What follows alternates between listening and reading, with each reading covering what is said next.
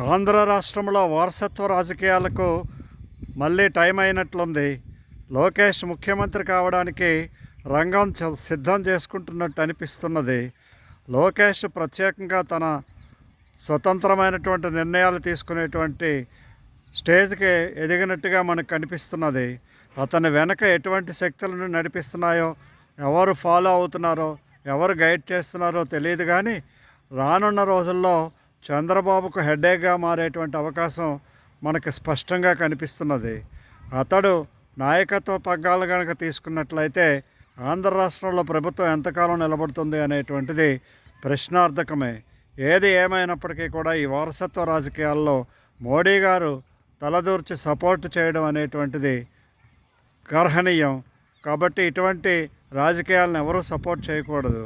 చంద్రబాబును చూసి ముఖ్యమంత్రి కావాలి అనే విజన్ ఉన్న వ్యక్తి అని అతనికి ఓటు వేశారు. కానీ లోకేష్ ముఖ్యమంత్రి అవుతాడంటే తెలుగుదేశం పార్టీకి ఎంతమంది ఓటేస్తారో తెలియదు. రానున్న రోజుల్లో ఈ యొక్క కూటమి యొక్క ప్రభుత్వం యొక్క భవిష్యత్తు ఏ విధంగా ఉంటుంది అనేటువంటిది తప్పనిసరిగా వేచి చూడాలి. జై హింద్, జై భారత్.